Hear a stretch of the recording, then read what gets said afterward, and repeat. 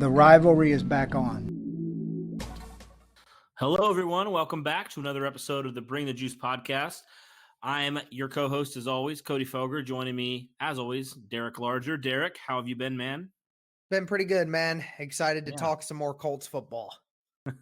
Yeah, no kidding. Super Bowl's coming up this next, I guess, on Sunday. Yep. Do you have any plans? Probably gonna go back home with family and watch that. Probably. Just still planning that out, but yeah, I'm super excited for this game. It's one of those Super Bowls that I can actually sit down and I could probably appreciate just because it's probably between the two best teams in the NFL right now. So we're definitely going to get a good one, and I'm super excited for it. And there's no Patriots in it, so and there's no Patriots. Yep, always a good thing.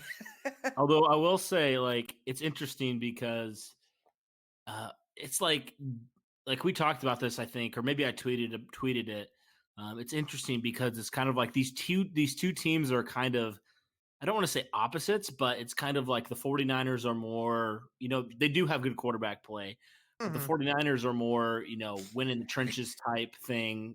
Whereas, the Chiefs are more like we saw back in the Peyton Manning era, like, elite quarterback play and, there's like an unstoppable passing game. And so it's just interesting to see the tale of two different teams, really. I mean, overall, I would say the 49ers are overall a more well-rounded team. Yeah. But, the Chiefs are just so unstoppable on offense. And so, especially with how we've seen this 49ers defense. So, yeah, I'm really excited, man. Do you have any fun, like, Super Bowl traditions that you've done over the years?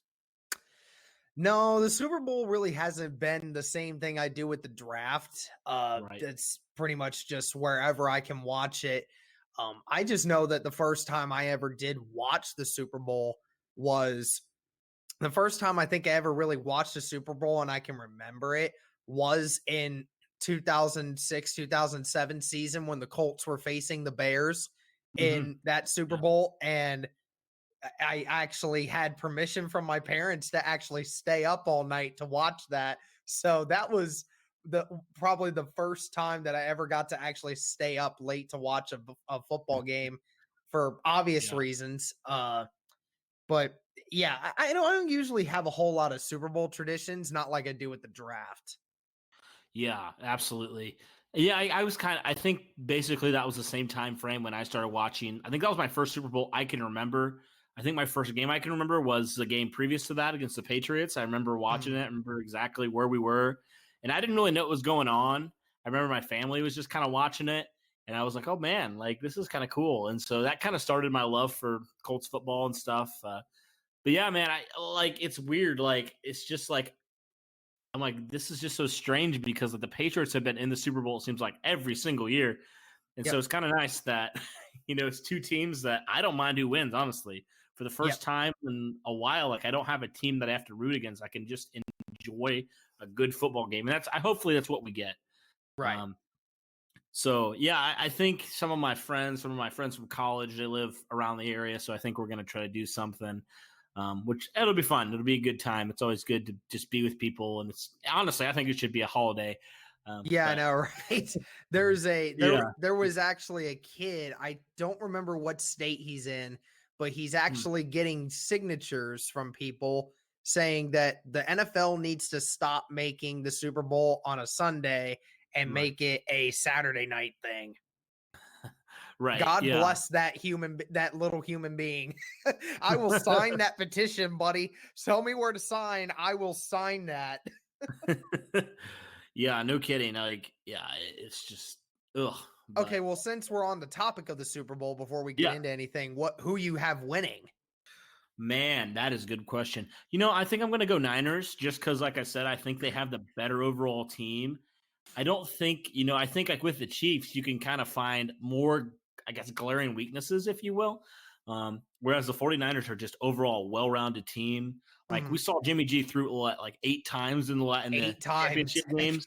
And but if he's called upon, like, he can throw. And so it's like, they didn't do that because he can't throw. It's just, they ran for an insane amount of yards. And so I'm going to say 49ers, but I mean, I don't want to, it's like hard for me to say that because I don't want to bet against Patrick Mahomes just because how incredible that of a football player he is. Yes. So I'm going to go Niners. I think it's going to be a close game, a good game, but I wouldn't mind the Niners being Super Bowl champs again, but yeah, you can't go wrong either way. Yeah, and that's what I was going to say. It would not surprise me if either of these teams won, because they're both that good to the point where they both have a good chance of winning. It's just ultimately who executes their game plan better.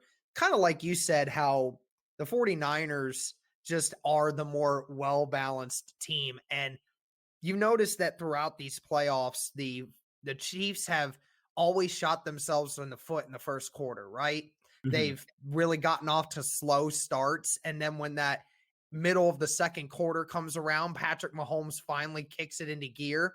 Well, I don't know if you can quite do that against the 49ers. You have to come out swinging right away, because this is the best team overall that there is out there. And as incredible as Patrick Mahomes is, and he's definitely going to put up some points, to see what the 49ers did against the Green Bay Packers and that decent defense that Green Bay has, it just would not surprise me if they do the exact same thing to the Chiefs. It would not surprise me in the slightest. So I am also going with the 49ers on that one.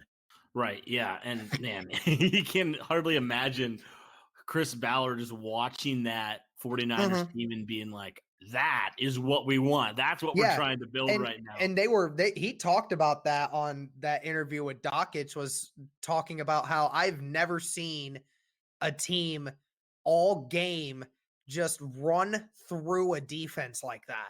It just made you like sit back and just be like, is this real football? Like, honestly, we have not seen a ground attack like that in maybe decades, honestly, because nobody runs the ball like that anymore. No. And it was just incredible to watch. And man, and if you think the Colts have a good running game, 49ers have that is the kind of running game that you want to get to. Dude, every single snap that game against Green Bay, those running backs are not getting touched until at least 5-6 yards down the field. They were not getting touched. I mean, it's incredible. Yeah, it was crazy. And so you mentioned, Derek, the interview with Dan Dakich and Chris Ballard on Friday last week. So I thought we could kind of talk about a little bit of the stuff. I got some nuggets of information that I got from that interview. So I thought we could talk about some of that stuff. The first thing is the most obvious thing, the thing that we've been talking about is the quarterback position and the future quarterback of the Colts. And is Jacoby Brissett, is he the future of the Colts, or should the Colts? We believe the Colts should look elsewhere, whether that's free agency, whether that's the draft. I mean, I think we both agree. We think it should be the draft, but there's a lot of ways to get a new quarterback. Especially with some of those veteran quarterbacks like Tom Brady, Phillip Rivers could potentially be available, or you got to get a guy like Teddy Bridgewater, or one of those players. But one thing I noticed about Chris Ballard, man, is he is so diplomatic in the way, and he's so thought out in the way that he answers these questions. That sometimes you're like, I could honestly see him doing anything at this point. He finds ways to answer the question, but not really give you much. Yeah, and that's exactly what he did with that first quarterback question. Was Dan asked him, Jacoby Brissett, is he the starter for the next season? I mean, ultimately, is that what it is? And Ballard eluded the question without having to give you a definitive answer. Just kind of mentioned how, he was he played really well in the first half of the season. Obviously, we all saw that, played very well, and then obviously just plummeted in the end. Yeah. But, it was quite surprising to me. And this kind of the segue from where they took this interview was that they quickly transitioned over from talking quarterbacks to then talking about, other ways to win the football games, right? He's mentioned that a lot over this last season. It's not always about the quarterback. It's about building the team around him, so that way, whatever quarterback you do have back there is in the best position to win when everyone else is playing at a high level, right? And he always mentioned how it's Here's the one reason why I don't like saying that Jordan Love is a guarantee at 13. This is why I don't say it, because Ballard stated in that interview that what he said from the beginning he took this job, you can never have too many defensive linemen. You can never have too many of them, too many good ones. And Javon Kinlaw is waiting at that 13 spot, waiting for Chris Ballard to give him that call. I'm almost certain that it is between Jordan Love and Javon Kinlaw at this point, because I'm also thinking that, it's Justin Herbert's going to get drafted early. Unfortunately, I think that's just unfortunate truth. I'm just accepting it now. But Kinlaw to me seems like the kind of pick that Chris Ballard would make. He does. It makes perfect logical sense from how he was talking in this interview. Now, he obviously knows what Jordan Love is capable of. His whole coaching and assistant staff has been at the Senior Bowl practices all week watching Jordan Love. There's obviously no denying that they like him, no question about it. It's just a matter of, do they love Love? It ultimately is that question. Do they actually like him enough to pick him at 13, or do they go with somebody else in free agency and then draft Kinlaw with that 13? Honestly, I don't even know. Like you mentioned, we don't know what's in the mind of Chris Ballard. He even tried to troll Dakich, saying that Dakich was saying just draft or trade up. Let's get Burrow. No, I'm trading back. It's like, I'm trading back. He's like, I gotta get a headline for this interview, Dan. It's like, me too. Oh my goodness, so good. Yeah, but speaking of the whole trading up, I mean, I honestly think that could potentially be something in the works as well, because I grew up of why I think it could potentially be something. Especially if the Colts fall in love, with one of those quarterbacks, probably not named Joe Burrow, one of the other quarterbacks up there. You look at Patrick Mahomes when the Chiefs traded up to get Mahomes. I mean, Chris Ballard was a part of that. I mean, he was like, when the Chiefs drafted him, like, he was in on that. And I think, did they draft him? What was that? 2017 they drafted him. So yeah, it was. Yeah. So that would have been, the year that Chris Ballard got hired. He got hired in 2017. But I mean, he was doing the scouting. He was doing all of that kind of stuff. He knew exactly what the Chiefs saw in Patrick Mahomes. And then you go to Frank Reich, with the Eagles when they traded up to get Carson Wentz. Like, they saw something that they loved, and they had to basically put all their eggs in that basket and go after that guy. And so, I feel like, Derek, if the Colts find themselves in a similar situation where they think that they could find their franchise guy if they trade up, I don't think it's out of the question if they go up there and they get their guy. And I think that's kind of what we've seen, when we saw in the playoffs, for the most part, a lot of those young quarterbacks were guys that kind of, were drafted in that first round. And so that I always go back to that. You got to get your guy early. I mean, there's a few outlier examples like Russell Wilson.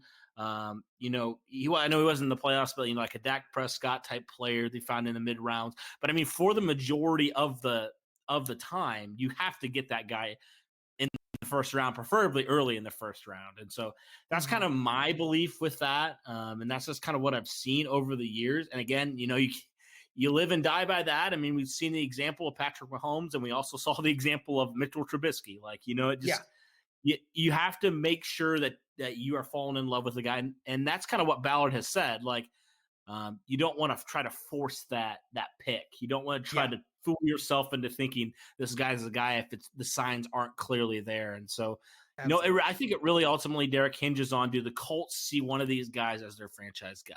And if they do, I think that they'll go up, and they have the capital to do it. I think that they'll trade up and try to get that guy. That's just my thought on it. I mean, I know Ballard has not done a lot of trading up in the early rounds, but things are different now. Things are different without his star quarterback. Yeah, exactly. That is the point now. Things are a little bit different than they were before, where he could play conservative because he had the quarterback to bail this team out at times, but now he doesn't. So now he might have to be the aggressor. Right. And I mean, I think, at this point, draft capital is obviously good.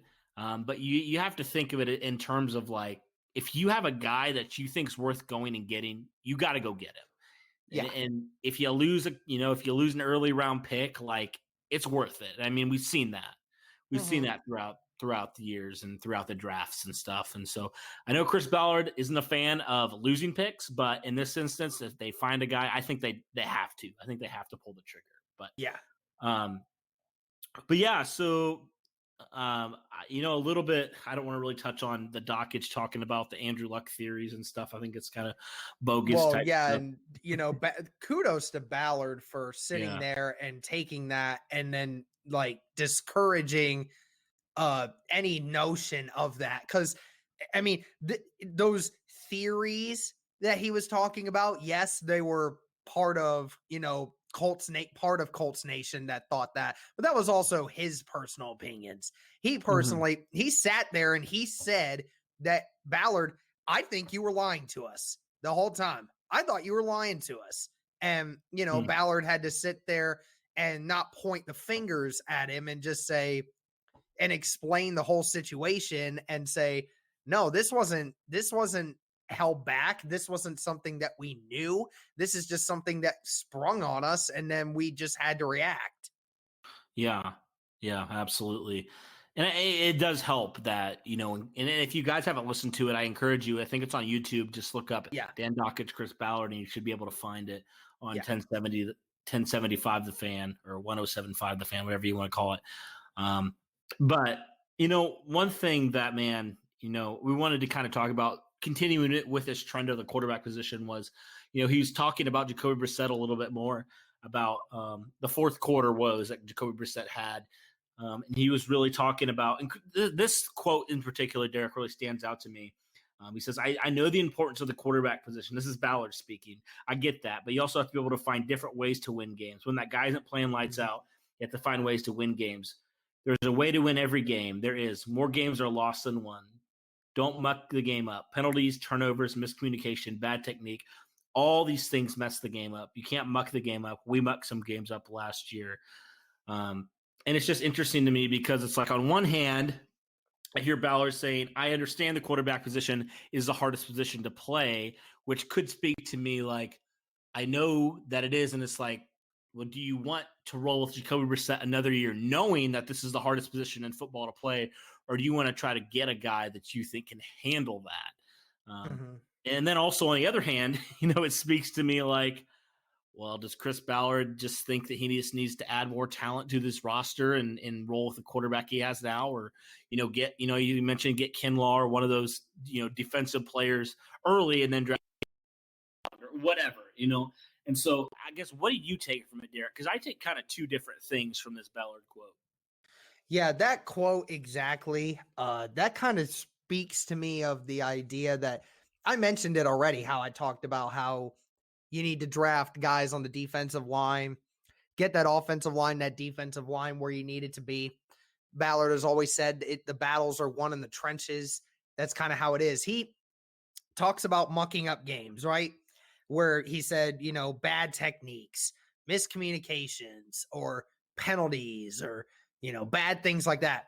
Well, I mean, the Colts were one of the least penalized teams in the NFL last year.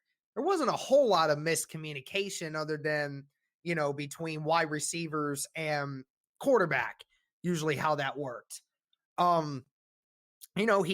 He brings up all these quality examples that you need to listen to, but I think those examples that he helped bring up, not all of those were issues necessarily what the Colts had issues with, other than what just NFL teams have issues with. So that being said, I think that he when he said, I understand how hard the quarterback position is. I think Ballard is starting to understand that this team around this organization right now is trending in the right direction of those stupid mistakes during games that get you killed. And he needs that quarterback to help finish out the pieces.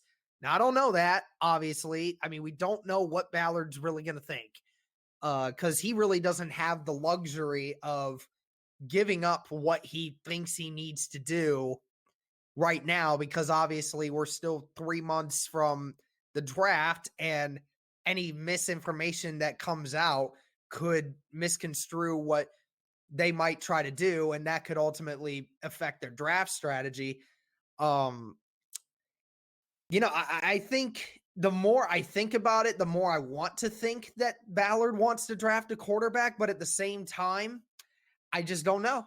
I honestly just don't know. That quote of him saying that you can never have too many good defensive linemen just speaks volume to me, that he thinks Kinlaw is that guy. I Hmm. honestly think so. Yeah, and then I go to another quote about bringing a quarterback in. This is another question Dakich asked about bringing a quarterback in to compete with Jacoby Brissett. He said it depends how it falls. You never know what's going to happen in free agency. You never know what's going to happen in the draft. It's unknown every year. If we get a chance to get better, we'll get better.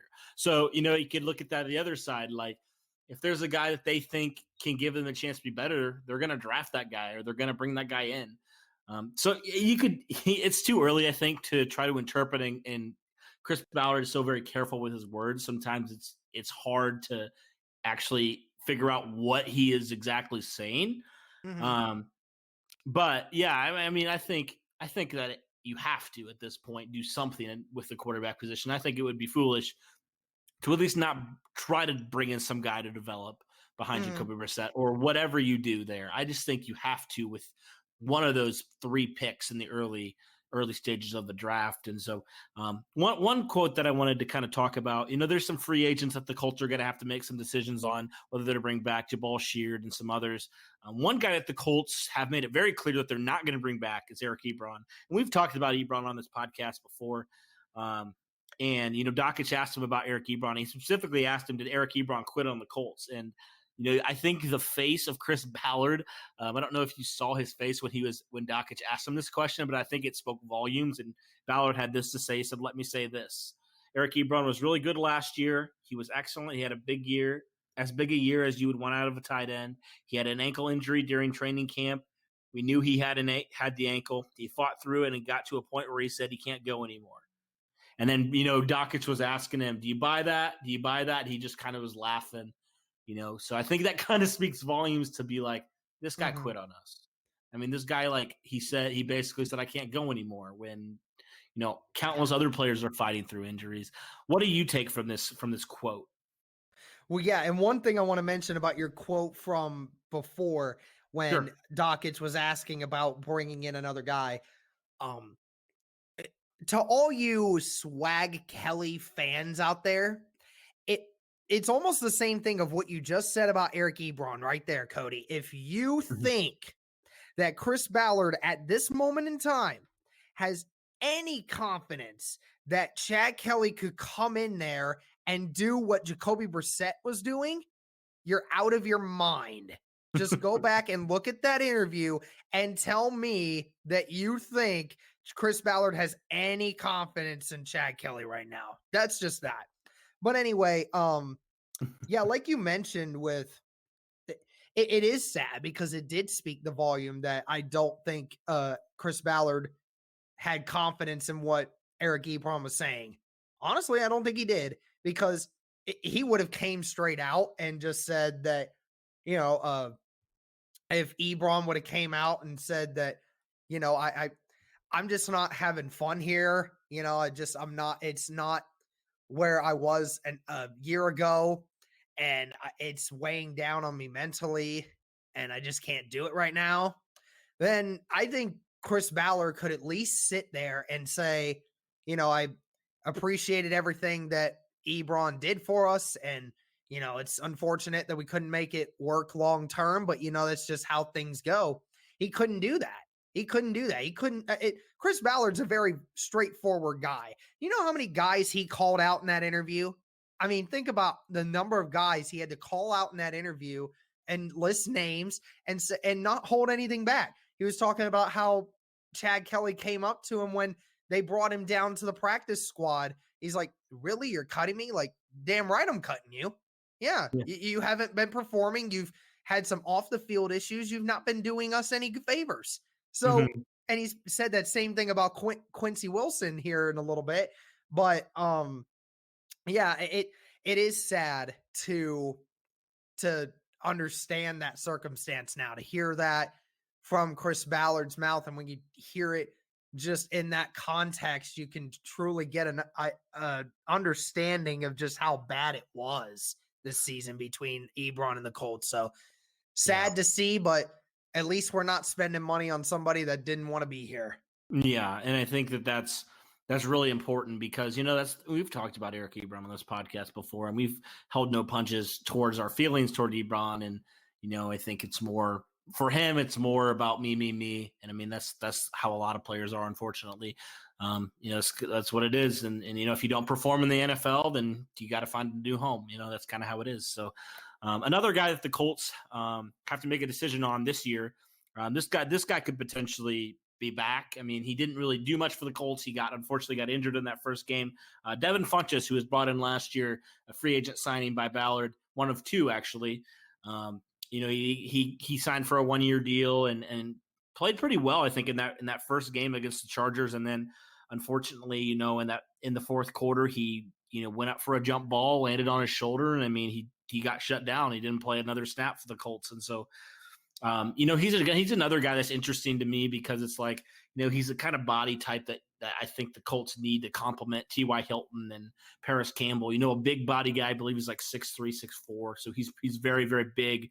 The red zone target, especially with Eric Ebron, departing, looks like, from Indianapolis. And Ballard spoke highly of Funchess. He said he's a good kid. He was frustrated all year because he wanted to play, he wanted to help, he wanted to contribute. And so it'll be interesting to see Funchess and what the Colts do there. I honestly think the Colts should really consider bringing back Funchess. But again, it's the same thing with free agency. It's a two-way street. We know Devin Funchess got signed here. And obviously a big factor was to play with Andrew Luck. And now it's like, well, does Funchess want to tie himself to Jacoby Brissett or a new quarterback if a new quarterback is brought in? And is not an elite quarterback right away or whatever. So I think it's going to be interesting to see what happens with Devin Funchess. What do you think the Colts should do with the Funchess situation? Well, I will say this before I get into anything, that if Funchess is not brought back this offseason, then don't be surprised if Ballard drafts 2 or 3 wide receivers in this next draft. It would not surprise me if he does that because obviously Eric Ebron being gone and Devin Funchess, if he's not back, obviously the Colts are going to need some desperate help at wide receiver. But in retrospect, yeah, I kind of do want Devin Funchess back. I mean, I'm not going to sit there and say anything about Devin Funchess's effort. I have seen videos of him talking to Rivera about things where, he said that, Devin Funchess, I think went to practice the day after he found out that somebody in his family was killed or something. It was something really awful, but this kid's like drive to want to get better, I know is there. And obviously going down in the first game of the season and not being able to return is a real blow for somebody's confidence. I understand that. I personally would like Funchess to be back. I think he is that guy that can, be that possession guy that we need him to be and everything else. But, it's just ultimately a matter of, is he gonna ask for too much? What's he gonna do? I don't know, because there's just been not enough circumstantial evidence to know what's gonna happen with Devin Funchess to know how does he feel? How does Chris Ballard feel? I just don't know right now. Yeah, it really, there's a lot of factors that determine that. Fortunately, Ballard doesn't have to make a decision for a little bit. But Derek, you mentioned, you wanted to kind of talk about a little bit about some of those players that Chris Ballard called out in this, talking with Dakich. You mentioned Quincy Wilson. Another guy that he talked about a little bit was Tyquan Lewis. And for those of you who don't know, Tyquan Lewis, 2nd round pick in 2018. He was one of those guys with, Darius Leonard, Kamoko Turi, and Braden Smith. And then also Tyquan Lewis, who I think people have kind of forgot about, honestly. I mean, he's been a rotational guy. He was a healthy scratch a couple times during the season. Ballard mentioned that he had a long talk with him, after the season was over and saying, man, this is a big year for you. Like, you need to step it up. We need you now. Well, what are your thoughts on these two guys? And he also talked about how he had, a long conversation with Quincy Wilson as well, talking about how Quincy kind of lost his confidence. What are your thoughts on these two guys and kind of like, two former second round picks of Ballard back-to-back years, have not really lived up to the hype so far in their couple of years in the NFL. What are your thoughts on both of these guys? Well, I think both of these guys have kind of lost their confidence, one for a different reason than other. Obviously, Tyquan Lewis has had so many different injuries in his first 2 years that it's been impossible to get a good read on him because he's just been hurt the whole time, and it's been hard to get him in the rotation. Both of these guys are in a situation right now where they're not the main guys that we have in that main rotation, and they're guys that are towards the back end that are going to be considered either to be needing special teams work or they're going to need to move to the practice squad, which obviously we don't want to do to either one of them because, both of them have shown flashes. Tyquan Lewis, his rookie year, when he played, he had a couple of good games. He had a couple of sacks. We saw some potential out of him in that, especially in that Dallas game 2 years ago. He had 2 sacks in that game. I mean, phenomenal game that he had there. And Quincy Wilson earlier this year, it shut down Travis Kelce in the Kansas City game, need I remind you. Travis Kelce, who some regard as the best tight end in all of football right now, shut him down. And it's really hard. It is really hard to just imagine to me that somebody who, I guess I can understand why his confidence went down because he's sitting there thinking to himself, I just shut down the best tight end in all football. I just shut him down. You guys told me to go out there and do that. I did that. But yet somehow, some way, I'm losing my spot on the roster. I can understand that. I can understand, but the issue is they can't just go out every game and say, Quincy, go guard this guy. They can't do that. You have to play the position how it's meant to be played. But and Ballard mentioned it in the interview that the development of Marvell Tell and also Tell being able to play special teams has been a big boost for not only the secondary, but in the special teams unit as well.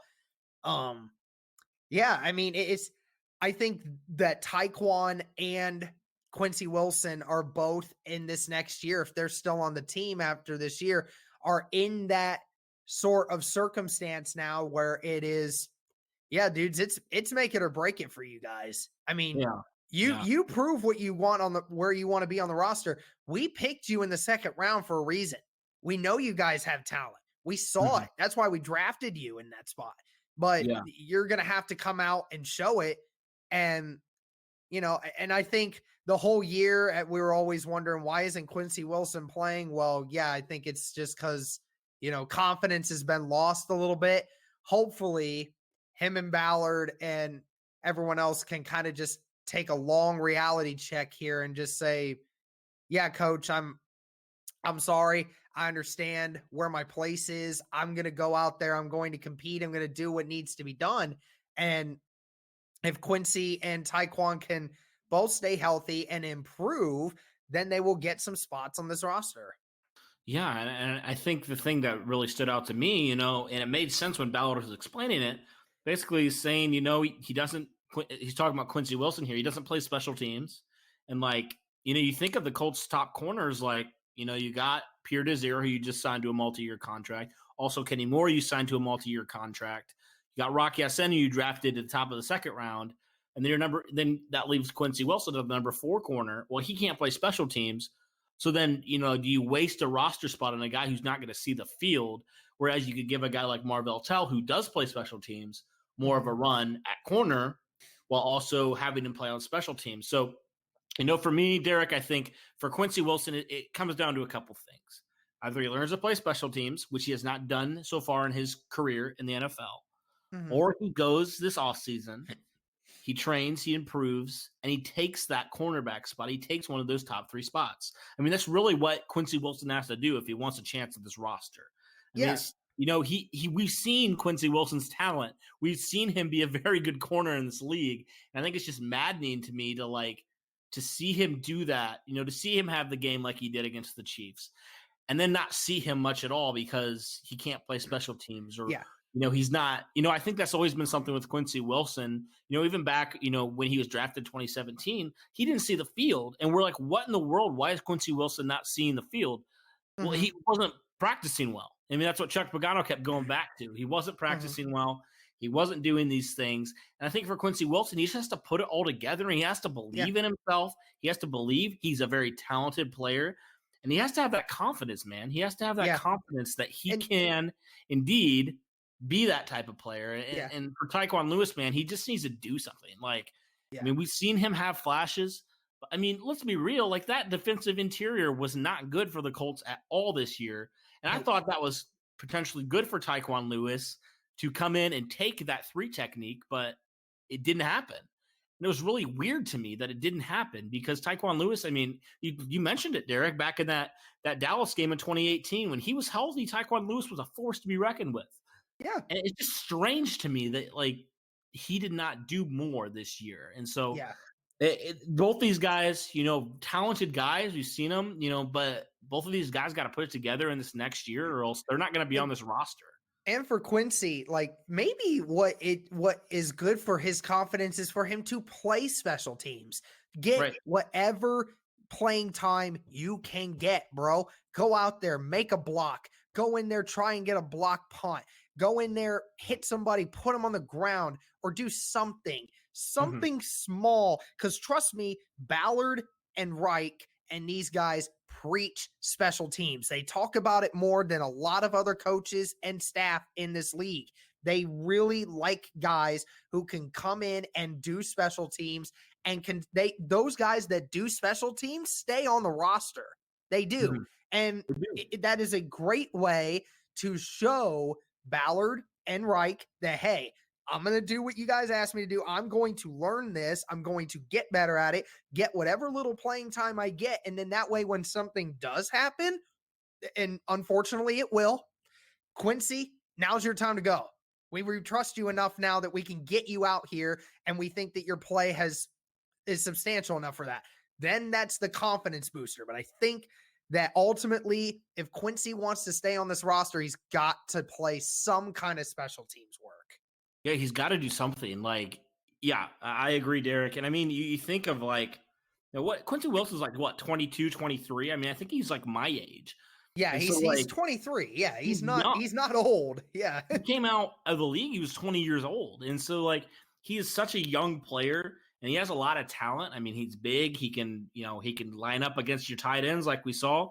And he's fast enough to keep up with those tight ends. But then you think of Pierre Desir, Pierre Desir was banged up last year. Yeah. I mean, he was a guy that he didn't play a lot last year because he was on and off the field. And I thought, oh, well, this may be good for Quincy Wilson. And it didn't happen. And so, he's got to take advantage of these opportunities too. Yeah. Because you talked about the NFL. It's a grueling, honestly, it's 20 games. I mean, if you include the preseason as well, I mean, it's 20 games of intense, stuff. And so, there's bound to be injuries on your roster. And so I don't know. It's just really and Quincy, kind of one of those things where who plays on special teams and got some reps in at safety as well? George Odom. Right. You know who else got some reps at safety? Clayton Geathers, who also plays special teams. You have to understand that Malik Hooker and Kahari Willis are the safeties of the future for the Indianapolis Colts, at least as of right now. But George Odom and Clayton Geathers are guys that go out there and play on special teams every time, and they get a few plays every game to go in on defense. Mm-hmm. Honestly, George Odom, we've seen him out there play a few times. He was even decent in the Kansas City game. He had a couple of good tackles in the Kansas City game. I mean, come on, man. There's plenty of opportunity. You just got to seek it out. You just got to go through with it. Yeah, absolutely. And that's in life. Like there's opportunity everywhere. Yep. Like there's opportunity to do things, there's you have the way I look at life, Derek, is I look at it kind of, with football and life, you have choices in everything that you do. When something unexpected comes your way, you have the choice. You can either pout, you can either feel sorry for yourself, throw a pity party, or you can go out there and do something about it. And I think for these two guys, like I'm not, I don't Taekwon Lewis has not really said anything and he hasn't really been, you know, in the light at all. But for these players though, like you got to do something, right? You got to Mhm. prove that when the Colts drafted you in the second round, like they did it for a reason. Like you were worth that pick. And I think Mhm. for both of these guys, they just got to do something. They got to distinguish themselves this offseason. They have to have that mindset. I'm going to go for this starting spot and I'm going to take it. Yep. And I think that's ultimately what's got to happen for these two guys to not be considered bust, honestly, at Yep. this point. And so, yeah, those are kind of the thoughts we had on Chris Ballard's comments on both of these players, both these second round picks, uber talented guys, kind of struggling with standing out. All right, moving on. Chris Ballard talked about the 2019 rookies. He talked about first, we'll start from the top. He started with Rock Ya-Sin. He said, we're happy with Rock Ya-Sin. The one thing I really like about him, even when he had a rough game, he was in the office on Monday working. I mean, he works. He's got the right mindset to be a really good corner in this league. And then Dakich asked him, does he have the talent? He said, absolutely. Mhm. What are your thoughts on Rock Ya-Sin? I honestly thought that Rock Ya-Sin was better than a lot of people and a lot of fans thought he was. I thought he got better as the season progressed. What were your Yeah. thoughts on Rock? Exactly. My thoughts. Exactly. I think that as time went along, he became more aware of, he had more game time awareness. He knew Hmm. where to be at the time that was needed for him to be because there's no denying his talent. He's strong. Right. He's got a good size to him. We obviously know his wrestling background. It's just the simple fact that, at the beginning of the year, he got beat by a couple of good receivers. There's no denying it. And obviously everyone kind of want to mention the Denver game. He got Hmm. destroyed by Cortland Sutton. I get it, but a lot of defensive backs got beat by Cortland Sutton this year. I don't know if anyone quite realized that Cortland Sutton quietly had one of the best seasons in the NFL receiving wise this year. It blew my mind just how good he was this year. But yeah, it's kind of one of those things that, he was thrown into a difficult situation. He was right off the bat, and it's corners one of the most difficult positions to play in football, especially when you're young and inexperienced. And that's just something that I know he's going to get better at. It was a good learning experience, some growing pains, but obviously he got a little better. And the Colts fans who watched those games closely saw the little tiny moments that showed you he's getting a little better every game. Yeah, absolutely. And you also have to factor in Derek. I mean, the competition level was absolutely a major, major step up. I mean, this isn't a guy that's coming from, one of those, he's not coming from one of those powerhouse programs, Clemson, LSU program. I mean, he's coming from Temple. So, like, Yeah, he's not playing those big teams, not even playing in the Big Ten. He's not playing those elite players. And so, we knew that there was going to be a learning curve with Rock. But, I think the thing that stands out to me, the thing that stands out to Chris Ballard is this guy's work ethic. This guy yep, wants to constantly get better. And I think that, that stems from, just his background. Like you talked about his wrestling background. I mean, I think he was I think he was the first Temple freshman to ever get a single digit number, which what that means when Temple is like you're the toughest player or one of the toughest players on the team. I mean, he was like the only guy to ever get that as a freshman. And yep, so I guess he was what was he, like a redshirt freshman or something like that. yeah, Um, but saying that, I think he's the type of guy that the Colts want. And I think the reason why Chris Ballard believes in him so much is because of the mental makeup of Rock Ya-Sin. He's the type of guy that is a hard worker. He's the type of guy that's going to get better. He's the type of guy that has the right mindset. If we could compare Rock Ya-Sin's mindset to Quincy Wilson's mindset, I mean, right as it it's stands night right and now, and day. hopefully Yeah, Quincy gets it together. I mean, it's completely different. yeah, And so, and that's why Rock, I believe Rock's going to be a good corner in this league. And I think that's why Chris Ballard has the confidence because Rock believes in himself and Rock yeah. is going to improve. He wants to improve. If he messes up, if he has a game like the Denver game, he's back in there on Monday and he's working. And that's the kind of player that you want. Yep. Did you have anything else you wanted to say about Rock before I move on? No, that's it. We said it exactly. All right, cool. Well, he was talking about then Paris Campbell. He said, we really like Paris. Unfortunately, every time he got him right, something would happen. Groin, broken hand, foot, all that stuff. The Tennessee game, he has an over route for a touchdown where he runs away from Logan Ryan in man coverage. Against Pittsburgh, he has over 100 yards of offense just on fly sweeps and screens, but his body has to get right. And he talks about like the lean mass. And he says he's got to stay healthy for a 16-game season. He's a great kid. He works. He wants to be great. He has all the right stuff. We just have to help him stay healthy to where he can help us. And Derek, I know you're a major Ohio State fan. And you like that Paris Campbell pick coming out. What do you know of Campbell? And based off of Ballard's comments, what do you think Campbell can provide? And what do you think he has to do in order to stay healthy for 16 games moving forward? Yeah, and Dakich even asked the question of like, is it possible to stay healthy for 16 games? Right. Like, obviously, no. Everyone's gonna have pains and everything else. Yeah, it is unfortunate, a couple of the things where, the broken hand, obviously you can't, there's nothing that could be done there on the Colts' behalf to stop a broken hand. That can't, nothing can be done with that. But, the groin and the foot, it's just something about, I think maybe Paris does need a little bit more of lean mass on him. He's obviously, we all know he's a very thin guy. He ran a 4.31 at the combine, obviously the fastest guy at the combine. He's got tremendous speed. He might just need to bulk up a little bit in the bottom half. I mean, I know he's probably already big now, but I mean, good Lord. I mean, he's getting that many kinds of injuries down low. He's going to need something. The Colts medical staff was always in question by a lot of Colts fans this year on how they approached certain things. I don't really know a whole lot of ways else to get yourself to stay healthy.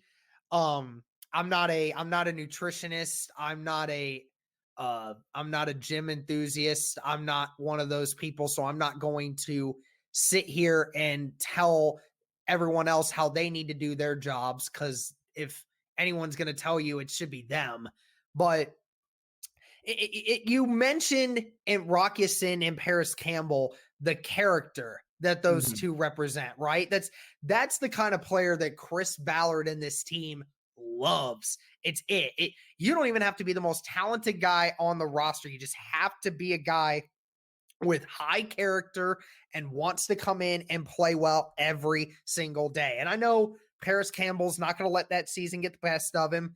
I know he's going to come back and he's going to be fiery and do what he's got to do. Hopefully he stays healthy a little bit more. Obviously he's going to have some pains in him. I mean, obviously T.Y. Hilton missed some time as well this season. Everybody goes through that.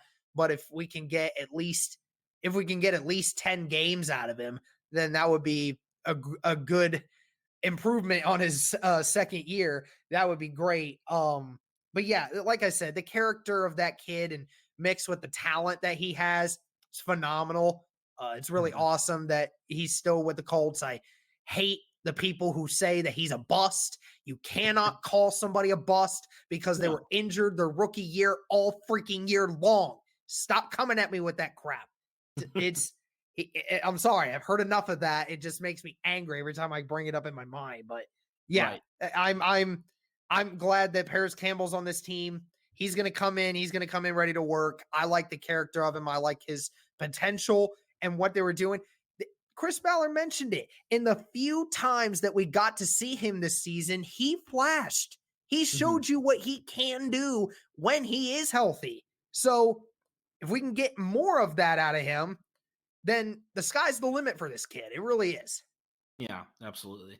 And moving on to another guy who showed some flashes but didn't really put it all together in his first year, Ben Banigou. And he said, we think Banigou has a lot of talent. We saw flashes of it. We just need to see more, and I think he will because he's another good worker. So, again, it's that same mold, Derek, of a guy who's a good worker, who wants to improve, who wants to be the best, who has a good character. I mean, this is just – have you noticed a trend here in the Chris Ballard draft? Yeah.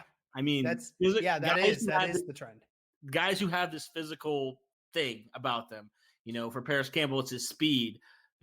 For Rock Ya-Sin, it's his toughness. For Ben Banigou, I mean, this guy, he he's a physical freak. I mean, he has all the abilities to be a very good pass rusher. You just got to put it together. Yeah. And I think that yeah. we as Colts fans have like kind of come to the assumption that every single one of these guys needs to perform right away, or else they're just gonna be busts all year and for the rest of their careers. Guys, remember Peyton Manning, the first year he came into the NFL, led the league in interceptions. Okay, let's pump the brakes just a little bit here. Okay, not every player comes in right away and has an immediate impact. Okay, not everybody's a Quentin Nelson, not everybody's a Darius Leonard. Okay, it's just how it is. Give a couple of these guys a few more years, and I promise you, a couple of these guys are going to make it big for us. I promise. Mm-hmm. Another guy that he talked about, Kari Willis, who I think we have talked really highly of on this podcast. Yeah. 4th round pick. Honestly, we had no idea if he was even going to see the field in 2019. And I mean, he didn't only see the field. I mean, he took that starting job. He basically ran with it the whole year. And he, Ballard had to say about him, he said he's legit. He's made of all the right stuff. He's tough. I mean, even Dan Dakich said that kid's legit. I mean, you're doing something right if Dan Dakich is out here saying, yeah, he's legit also. Yeah, another guy that he said was legit was Bobby Okereke, who, my goodness, like Okereke, man, he kind of came I remember do you remember this? People were clamoring about, was Okereke going to take Anthony Walker's spot? I remember that. Yeah. I was like, y'all do remember there is another outside linebacker position, right? He doesn't and not to mention, like, Anthony Walker's not an outside linebacker. He's an inside linebacker. I mean, honestly, it's like kind of funny, but I was like, yeah, you mentioned it. Okereke, everyone knows, was my favorite rookie from this year. Just because of seeing his development on that defense, just starting to become more aware of his surroundings, the more playing time he got. He just looks like a slightly less athletic version of Darius Leonard. I mean, kid always makes the right play. He seemed to be getting in the right spots to make good tackles later in the season. It was really good to see him perform the way he did. Yeah, another linebacker that they drafted was a little bit later on, EJ Speed. And Ballard said he's an interesting case. He said he's probably as talented as anybody we have at inside linebacker. But you were talking about a former wideout that we kicked to linebacker, and he's learning how to play. So, another guy, I don't think he's 5th round pick, but he has all the talent in the world. He just has to refine that talent. And that's all I really had to say about the rookies from 2019. And again, Derek, you mentioned it. It's way too early for anybody to label them as future Hall of Famer or bust. And so, Pat McAfee said that all of these guys are going to be Hall of Famers. So if Pat McAfee says it, it has to be true. Okay. Oh yeah.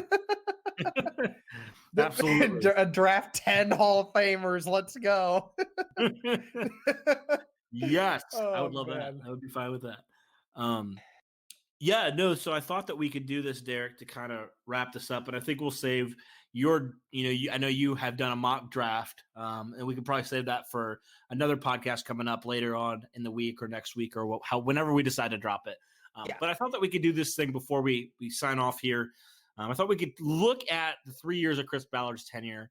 We could kind of look at his 3 drafts specifically and kind of give grades on them and kind of talk about some of these players that Ballard has found in these drafts. Some guys he's hit on, some guys he's whiffed on. And so, it's something where I think that we should, and I'm kind of taking the page from Kevin Bowen kind of did this a little bit, but I kind of want to give our take on it. I'm now looking, and since Chris Ballard talked about these rookies, I thought it was a good time to kind of look at the 3 drafts that Chris Ballard has provided for the Colts since he was drafted. And keep in mind, 2017, Chris Ballard, I don't think he had his own scouts at that point. Not all of them, yeah. And he was also didn't have his coach. And so, I think there's a little grace in there, but, there's still some things that he messed up on. So I thought we could start with 2017, and we could look at the first guy he drafted, number 15 overall, was Malik Hooker. And Malik Hooker is just so weird to me because he has really, really good games where, can't throw deep on him. And then he also, you saw at the end of this season, there's a lot of miscommunication that happens. And so, with Malik Hooker, Quincy Wilson, the two guys that right now are they're still on the roster, but they're kind of in question. I don't know. What are your thoughts on these two guys? We kind of talked about Quincy, so I guess just talk about Malik a little bit more. Yeah, I mean, Malik to me is, certainly not been a bust. He's been nothing but. Obviously, the lack of stats is sometimes what we use to remind people that, he was actually better than what some people say, because he doesn't always have the stats, but it's the stats that you don't see that are the most important, and that most people don't throw the ball deep on him because, he's a pretty good ball hawk. He knows exactly where he needs to be the whole time. And it has been an issue with his health at times. And, there are actually some people that are wondering about his future with the Colts. He's kind of been somewhat, I don't want to say MIA, but he certainly hasn't really told anyone about what he plans to do for his future with the Colts. But, I'm trying not to think about that one right now. But yeah, I mean, when we're talking about Malik Hooker at that time, how many Colts fans actually sat there and said, oh, we were going to get Malik Hooker at 15? I didn't think it was going to happen. And when I got it, y'all go check my Twitter. You see my reaction when we got Malik Hooker. I posted the video. Like, it was craziness in that dorm that night. Okay. It was really fun night. I think Malik Hooker's been doing a good job. He stayed primarily healthy this year, not too many major injuries. Obviously the whole defense in general for the Colts kind of took a little bit of a step back at times, but I think future is whatever he can make it. But I think as we know right now, Malik Hooker's definitely been a good prospect for us. Mm-hmm. Yeah, and I mean, Chris Ballard has kind of talked about Malik Hooker's season, and he kind of said he was solid but not great. And I think that's something that we're going to have to see. When you draft a guy that high, you draft a guy 15th overall. I mean, you expect that guy to be a Pro Bowl player, and I don't think, at least so far, Malik Hooker has been there yet. And so I think the next step for Hooker, and I think this will be a contract year for him. I believe he's going on year 4 now.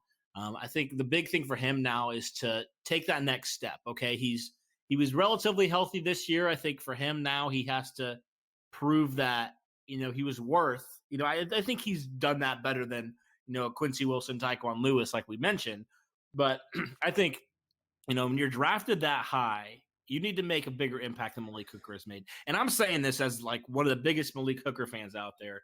I loved Malik Hooker when we drafted him. I thought he's been really good when he's been on the field. And then this year he kind of was so for me. Yeah. So I just think that he started off strong. I mean, he had that insane interception against Phillip Rivers. I don't know if you remember that one-handed pick in the first game. And I was like, oh my goodness, this guy's insane. I think for him, it's just got to be consistency, man. It's got to be communication.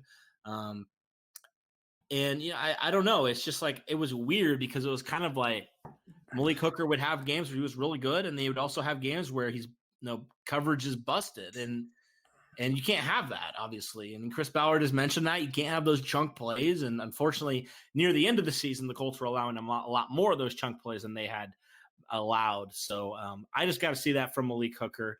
That's just kind of the thing for me as far as Hooker is concerned. Another guy the Colts drafted in 2017, Terrell Basham. Obviously, we can label him as a bust. Yes. He didn't last beyond year 2. So that was really the biggest bust as far as, Chris Ballard is concerned. I mean, there was another guy that they also drafted as well. I think I can't remember his name right now. I'm gonna look him up real fast. He was an offensive tackle from USC. Do you remember who he was?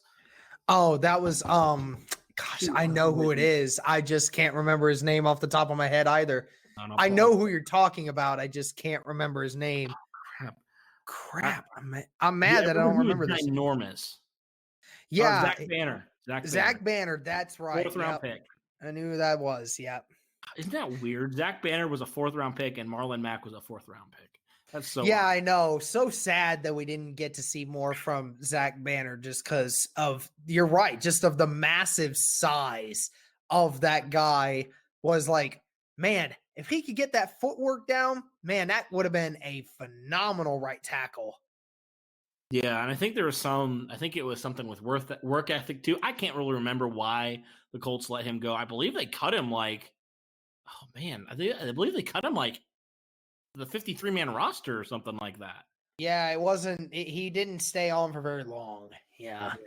And then, so yeah, we mentioned Terrell Basham, Zach Banner, 2 busts. Marlon Mack, really good find by Chris Ballard in the 4th round. He's been phenomenal in his 3 years with the Colts. Grover Stewart, who also is another guy I don't think we talk about enough. I thought he played really well. I think he was a really good find in the 4th round as well. Yeah. And then Anthony Walker in the 5th round. So, I mean, Chris Ballard, I mean, he has some guys that he drafted later in the 2017 draft that have made more of an impact than some of his guys he drafted early. It's kind of weird. Yeah, it is. And it really is that way. You know, it's kind of, Ballard reminds Colts fans that, you know, it's not always about who you get in the 1st and 2nd rounds. It's, you know, who do you get in the 4th and the 5th and other things like that. Need I remind you that, you know, Tom Brady was drafted in the 199th pick, and he's now widely regarded as the best quarterback ever. I mean, it really does not matter where you get drafted. It's about, do you find a player that has greatness in them that's waiting to be unlocked? Mm-hmm. Yeah, I mean, you can find it anywhere, like anywhere in the draft. And Chris Ballard proved that. I mean, he's had some really good finds actually in the in the later rounds. You know, crazy to me that Anthony Walker was a 5th round pick. That's just still so wild to me. And then we move on to the 2018 draft. This, I mean, if you're judging Chris Ballard, I mean, if you're defending Chris Ballard, you look at this draft, and this is the golden thing that you can defend Chris Ballard with. He drafted 2 All-Pros back to back. I mean, come on. This draft was one of the best drafts of all time when you look That at was it from one of my angles. favorite drafts to watch too. I remember. Yeah. It was great, man. Like, I loved it. So obviously Quentin Nelson, first team All Pro twice. Darius Leonard All Pro twice as well. You know, number 6 overall, number 36th overall. And then also Braden Smith, who has been, you know, who was originally drafted as a guard, who slid over to right tackle and has not relinquished that, and has had, you know, I think he's been solid for the Colts. Yeah, he's been solid. I don't think he's been spectacular, but I think he's kind of helped solidify that right tackle position. Yeah. Another guy that we talked about, another 2nd round pick. I'll kind of just lump all these 2nd round picks, and then I'll let you talk about them a little bit, Derek. But another 2nd round pick, Kamoko Toure, who was really coming on, and Chris Ballard had some good things to say about Toure. Really coming on, a defensive end out of Rutgers, 52nd overall. I mean, he was really at the start of the season before he got injured in that Kansas City game. I mean, he was really, really good. I would say he was the Colts' best pass rusher through those weeks until he got injured. And then also you got, you know, Tyquan Lewis, we mentioned. What do you think about those, you know, some of those guys? You know, we know all the accolades, Quentin Nelson, Darius Leonard. What about some of those other guys, some of those other 2nd round picks, the Braden Smith and Kamoko Toure primarily? Yeah, Kamoko Toure, you mentioned it, how, you know, in the beginning of last season, for the first 6-7 games, he looked like the best pass rusher on our team. And then Justin Houston came into that role, and Justin Houston obviously took over once Kamoko Toure got hurt. But I like Toure because he has been working endlessly with Robert Mathis, has been working on his game a lot. I really like seeing the videos that Robert Mathis puts up there showing Toure out there working every day.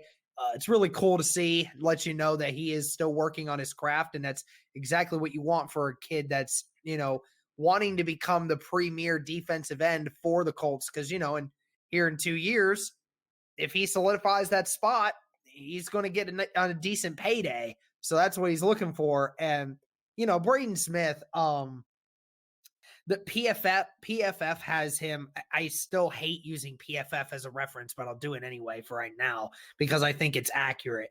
That Braden Smith has been anywhere marked from the 11th to the 14th best right tackle in all football.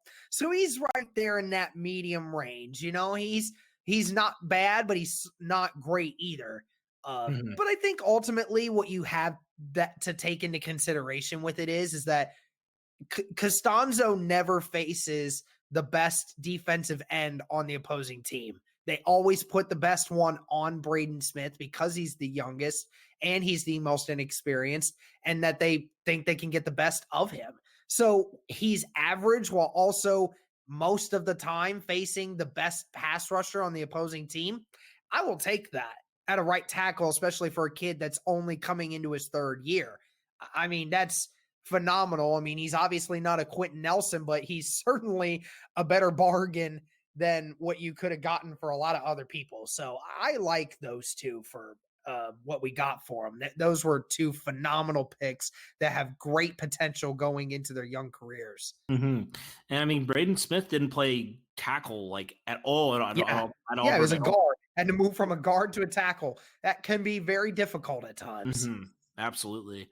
Nyheim Hines, another 4th round pick, 104th overall.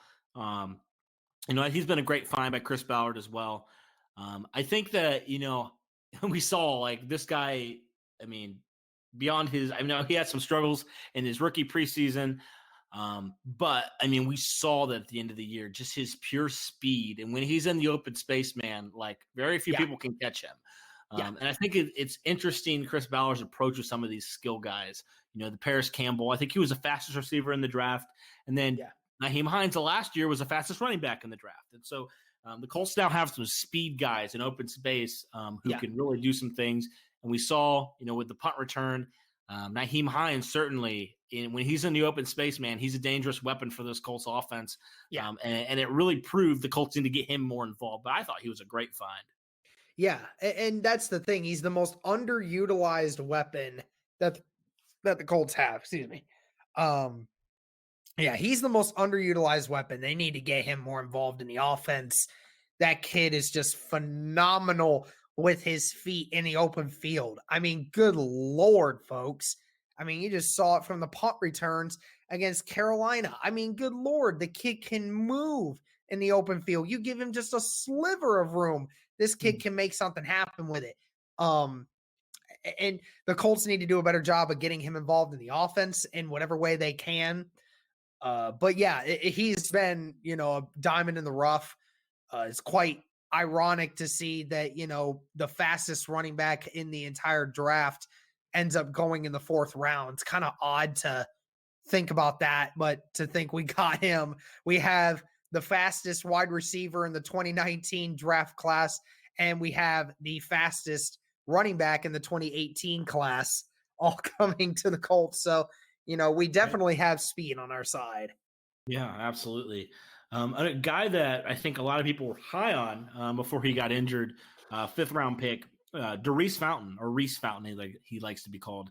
I mean, he was really coming on in the preseason and training camp. I mean, people were raving about him and what he was doing. And unfortunately, he got injured, was out for the entire year, had that horrible injury. I mean, just from what sounded like he was down on the field screaming. I mean, it was just a terrible, terrible sight. But I mean, the jury's still out for Reese Fountain. I mean, he didn't really do much his rookie year. We honestly thought he was going to get cut after the preseason, to start. And then he really started coming on. We're like, well, could Reese Fountain make this roster?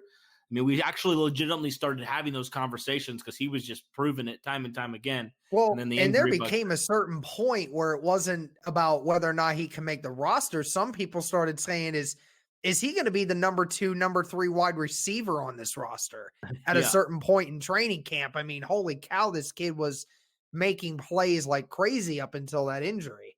Yeah, and I think the jury's still out on him. But, I mean, the Colts, I think that the Colts, when they're looking at their wide receiver position, you can't rely on a guy like Reese Fountain. I mean, he had a good training camp. He had a good couple preseason games.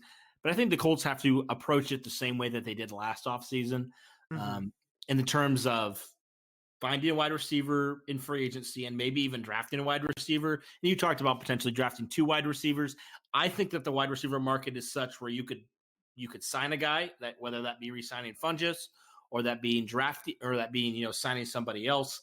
whatever route you want to go there, and then draft another wide receiver. But I think a lot of people forget about Reese Fountain, and he could potentially have a chance, man, to make this roster. I mean, we don't know.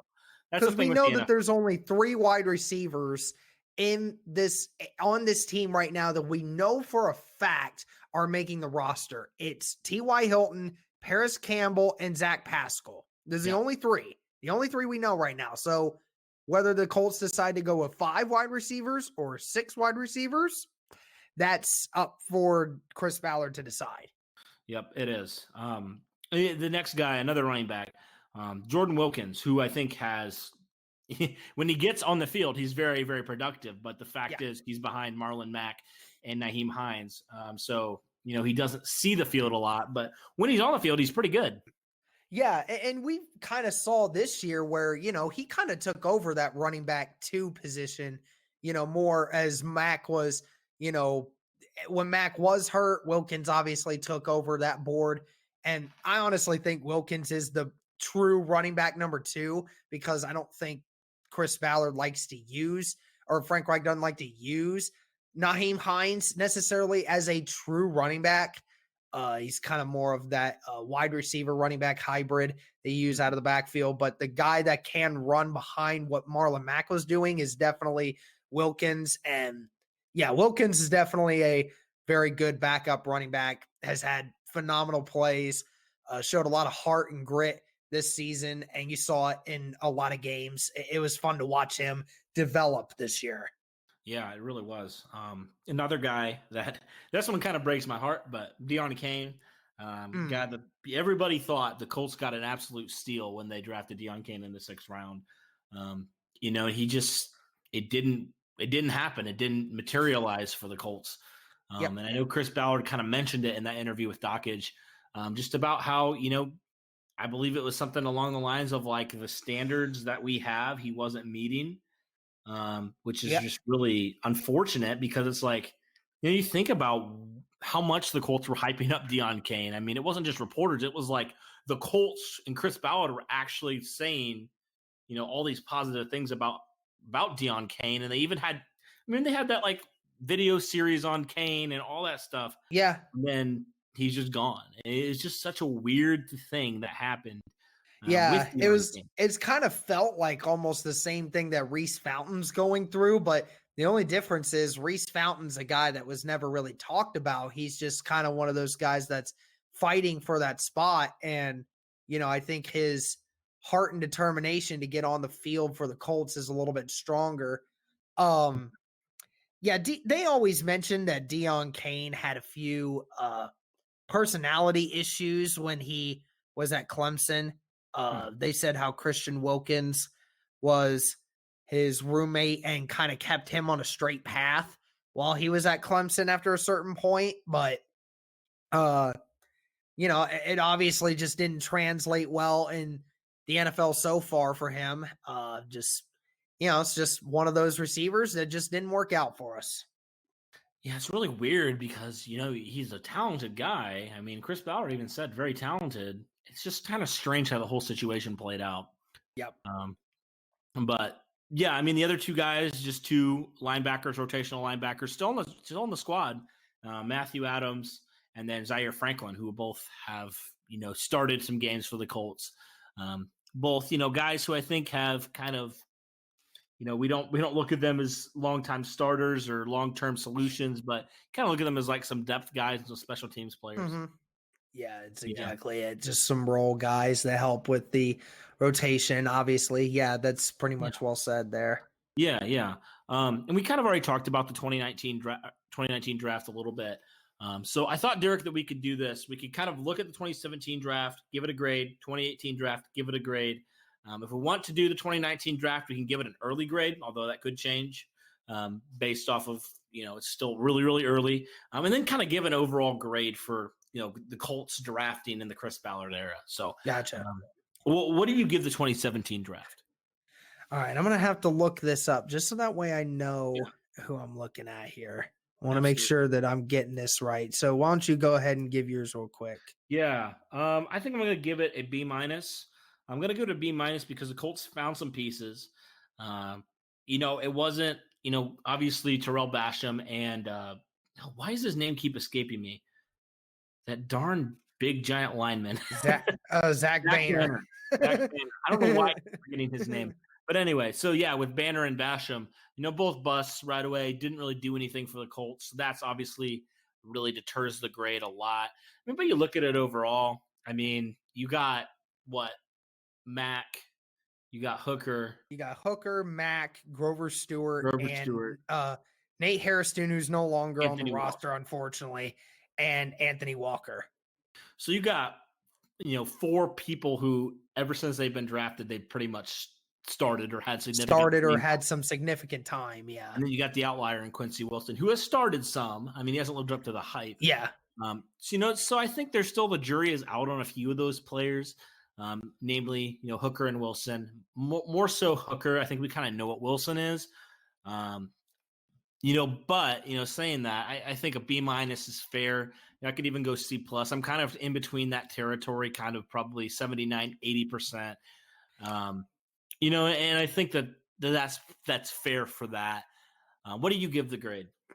I'm going to give it a B, and I'm almost tempted to give it a B+, just because, really? Yeah, when you look at just the Anthony Walker and Malik Hooker, Marlon Mack combination, 3 guys who are easy starters on our team right now, and it just makes sense to me. And then Grover Stewart, who's a great role piece in that.